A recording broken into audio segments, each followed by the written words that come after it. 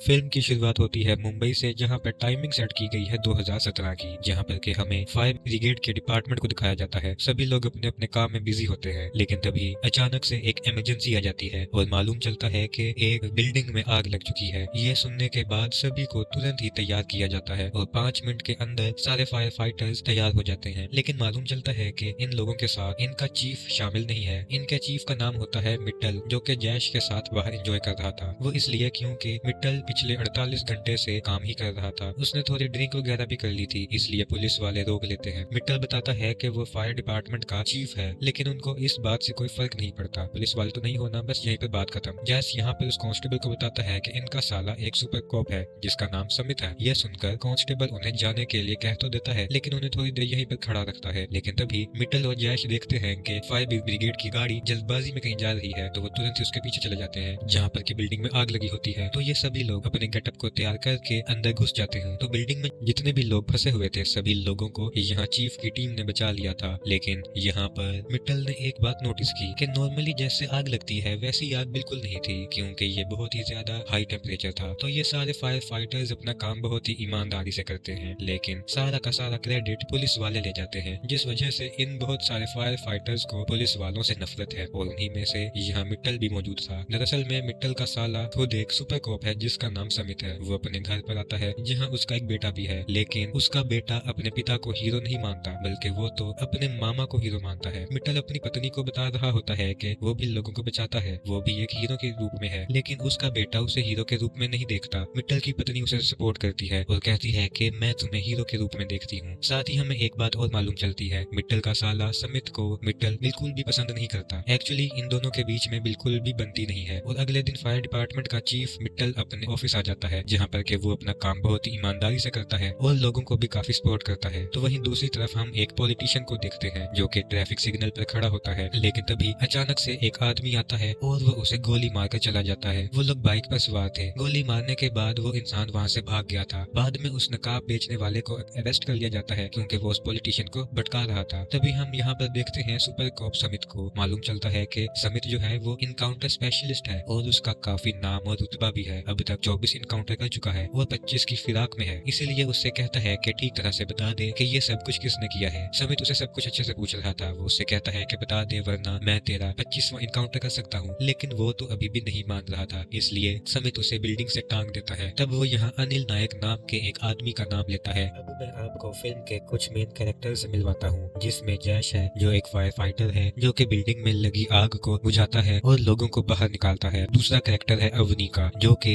Fire fighter भी है, लोगों को बाहर भी निकालती है और साथ ही उस जगह पर आग कैसे लगी ये सारी इन्वेस्टिगेशन भी करती है। तो मिट्टल की ड्यूटी काफी सही चल रही थी, लेकिन एक दिन अचानक से उसे सांस लेने में प्रॉब्लम आने लगती है। इसलिए वो तुरंत ही डॉक्टर के पास जाता है। मालूम चलता है कि उसके लंग्स में थोड़ी बहुत प्रॉब्लम है, जिस वजह से उसे सांस लेने में प्रॉब्लम हो रही थी। इसलिए उसे एडवाइस दी जाती है कि वो कुछ दिनों के लिए आग और धुएं से दूर रहे। लेकिन मिट्टल इन सब में नहीं मानता है। वो पिछले 22 सालों से नौकरी कर रहा है, इसलिए वो तो नौकरी कर कर ही रहेगा। जिसके बाद हम अवनी को देखते हैं जो कि एक थिएटर में जाती है जहाँ पर के हाल ही में आग लगी थी। वो वहाँ पर पता करने की कोशिश कर रही थी कि आग कैसे लगी। उसे मालूम चलता है कि इस थिएटर के एग्जिट डोर पूरी तरह से बंद है, तो भला अगर आग लगती है तो कोई इंसान कहाँ पर जाएगा। फायर एक्सटिंग्विशर भी पूरी तरह से खाली है, तो वहीं दीवार भी प्लास्टिक की होती है, जिस वजह से यहाँ का काम एकदम खराब था। ये सारी बातें अवनी अपने मंगेतर जैश को बताती है। वो दोनों रिलेशनशिप में हैं और कुछ ही दिनों के बाद वो शादी करने वाले हैं, क्योंकि दोनों एक दूसरे से बहुत ज्यादा प्यार करते हैं। तो अवनी एक रिपोर्ट तैयार करती है। उस रिपोर्ट को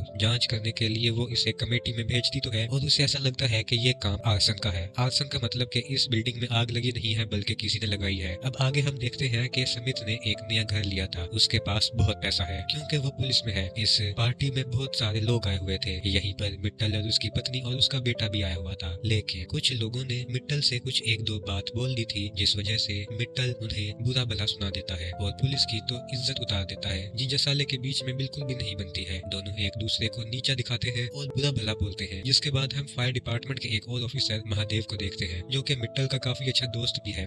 वो मिट्टल से कहता है कि मुझे ये सिस्टम बिल्कुल भी पसंद नहीं है, ये सिस्टम एकदम खराब है। यहाँ पे पुलिस वालों को तो अवार्ड दिए जाते हैं, लेकिन हम फायर फाइटर्स को बिल्कुल भी अवार्ड नहीं दिए जाते। वो अक्सर सिस्टम के बारे में उल्टी सीधी बात यहाँ पर मिट्टल से कहता रहता है। अब आगे हम देखते हैं कि मिट्टल जब अपने घर पर होता है तब उसकी पत्नी जो है वो उसके बेटे के स्कूल से आती है। मालूम चलता है कि उसके पास बंदूक की गोलियां थी और उसे मालूम था कि ये गोलियां कहां से आई हैं। वो तुरंत ही अपने साले मतलब के समित के पास जाता है क्योंकि उसी ने ये गोलियां उसके बेटे को दी होंगी। मित्तल तुरंत ही समित के पास गया और उसे बहुत ज्यादा चिल्लाया और कहा कि मेरी फैमिली से दूर रहे वरना वो कुछ भी कर सकता है। अब आगे हम देखते हैं कि कोचिंग सेंटर में आग लग जाती है। फायर ब्रिगेड वाले तुरंत ही वहां पहुंचते हैं, लेकिन फायर ब्रिगेड की गाड़ी वहां तक नहीं पहुंच पाती क्योंकि गलियां इतनी पतली थी कि वो वहां तक पहुंच ही नहीं पाई। इस वजह से यहाँ पर अक्सर ट्रैफिक लगा रहता है। थोड़ी सी देर हो जाती है लेकिन सारे लोगों को बाहर निकाल लिया गया था। लेकिन इसी वजह से उन्हीं के एक फायर फाइटर गणपत नाम के एक आदमी को आग लग जाती है, जिस वजह से वो बहुत ही ज्यादा तड़प रहा था और अचानक ही उसकी मौत हो जाती है। ये देखकर मित्तल को बहुत बुरा लगा क्योंकि उसे ये सारी गलतियां सिस्टम की लगती है क्योंकि सड़कें इतनी पतली है कि आखिर वो अपनी गाड़ियों को अंदर तक कैसे लेकर जाए। ना उन्हें कोई देखने आता है, ना कोई उन्हें पूछने आता है, ना उन्हें कोई मेडल दिए जाते हैं और ना ही कोई अवार्ड। अब यहाँ पर अवनी और मित्तल मिलकर इसकी इन्वेस्टिगेशन करने लगते हैं कि अगर आग लगी तो कैसे लगी। यहाँ पे कुछ चीजें बरामद होती है। उन्हें यहाँ पर एक स्टील का डब्बा दिखाई देता है और उसमें कुछ बारूद भी भरा हुआ था, जिससे कि उन्हें मालूम चलता है इस स्टील के डब्बे में बारूद बनाया गया है और यहीं पर धमाका भी किया गया है। तो ये बात एकदम तय हो चुकी थी कि ये आग लग नहीं रही बल्कि कोई लगा रहा है। जिसके बाद हम उस किलर को देखते हैं जो कि स्टील के डब्बों में बारूद को भर कर बॉम्ब बना रहा था और वही ये सारे धमाके भी कर रहा था। अब अगले दिन डिप्टी सीएम के पास मित्तल और समित पहुंचते हैं। वो उन्हें बताते हैं यहाँ के सारे हादसे के बारे में कि यहाँ क्या हुआ, लेकिन डिप्टी सीएम सिर्फ और सिर्फ समित की बात सुन रहे थे, ना कि मित्तल की। मित्तल को तो वो कुछ मानते ही नहीं है। वो लोग सभी को कंपनसेशन देने के लिए राजी है, सभी को सब कुछ देने के लिए राजी है, लेकिन फायर ब्रिगेड के लोगों को वो कुछ नहीं देने वाले। वो रिपोर्ट बनाने को कहते हैं लेकिन ये काम भी वो मित्तल को नहीं सौंपते बल्कि ये काम वो समित को सौंपते हैं क्योंकि उन्हें पुलिस वालों के ऊपर ज्यादा भरोसा है। तो ये सारी चीजें देखकर मित्तल को बिल्कुल भी अच्छा नहीं लग रहा था, लेकिन उसने वो चीज सोच ली थी जो उसे करना थी। उसने दिमाग लगाया और वो समझ गया था कि ये स्टील का बॉम्ब बनाया कैसे गया। बचपन में हम ऐसा बॉम्ब बनाया करते थे, कुछ बारूदों को लेकर स्टील के डब्बे में फेंक कर पैक कर दिया जाए और जब उसमें आग लगा दी जाए तो यहाँ एक बहुत बड़ा ब्लास्ट होता है। इस तरह का बॉम्ब यहाँ मित्तल ने भी तैयार कर लिया था।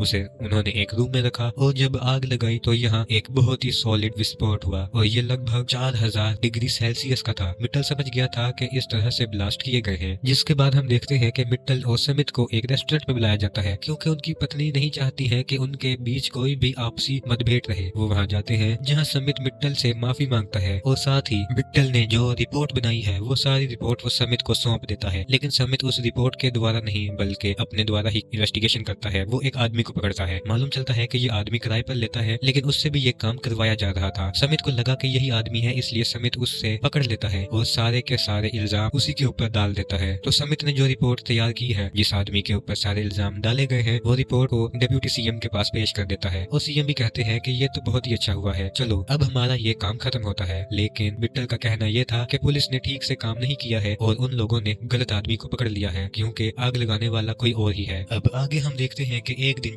अवनी का जन्मदिन था, इसलिए सारे फायर ब्रिगेड के लोग सेलिब्रेट कर रहे थे। सभी लोग बहुत खुश थे, लेकिन तभी अचानक से इमरजेंसी आ जाती है और मालूम चलता है कि एक बिल्डिंग में आग लग चुकी है। सारे फायर डिपार्टमेंट के लोग तैयार होते हैं और उस जगह पर पहुंच जाते हैं। अपने अपने काम में सभी लोग लग चुके थे, लेकिन तभी हम देखते हैं कि मित्तल को सांस लेने में प्रॉब्लम होने लगती है क्योंकि उसके लंग्स में थोड़ी प्रॉब्लम थी। तो यहीं पर वो बेहोश हो जाता है और आग जो है वो बहुत तेजी से फैल रही थी और यहीं पर हम उस टीन वाले बॉम्ब को देखते हैं जो कि यहीं पर फिट था और मालूम चलता है कि ये आग दरअसल में फायर डिपार्टमेंट का ही आदमी महादेव लगा रहा था। जितनी भी जगह आग लगी थी ये सारी जगह आग महादेव ने लगाई थी और यहाँ भी आग लगने की वजह से जैस को आग लग जाती है। बाकी सारे लोगों को बाहर तो निकाल लिया गया था, लेकिन जैस पूरी तरह से घायल था और यहाँ पर वो लोग उसे नहीं बचा पाए। ये देखकर सभी लोग हैरान थे क्योंकि हर एक एक्सीडेंट में वो लोग एक आदमी को खो रहे थे और जैस एक बहुत ही अच्छा आदमी था, उसकी किसी से भी कोई रंजिश नहीं थी और वो उनके बहुत ज्यादा नजदीक भी था, जिस वजह से उन्हें बहुत ज्यादा बुरा लग रहा था।